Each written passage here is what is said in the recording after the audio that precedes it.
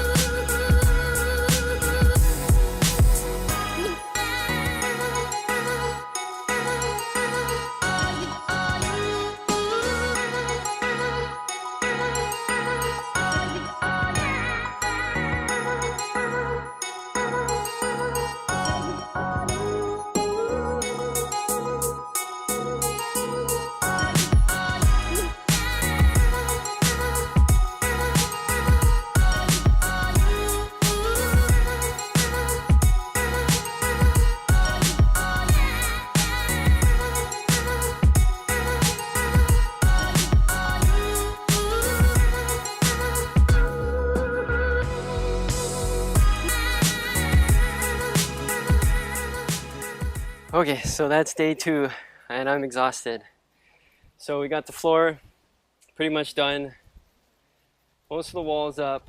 I put one of the back panels up just so that it's a little more sturdy.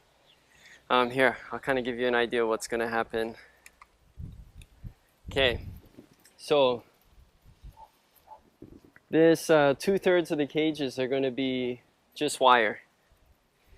The floor is going to be expanded wire all the way front to back, and this side would be the cocks or hen side, and then this is a split right down the middle where the other side will be.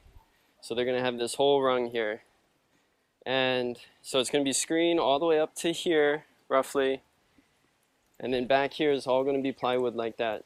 There, there, there, there. And then pretty much all overhead will be screened. Maybe a little bit will be roof above my head now, but all this will be pretty much screened in and opened 1 by 2 inch wire. So here in Hawaii, we don't have to worry about the cold. So that's one reason. And then they're just gonna be much happier with a lot more room and a lot more air and sunlight. So yeah, I'll show you. I'm sure you guys would rather see pigeons. So they're in the molt, or they're just getting over the molt now, but these are our breeders.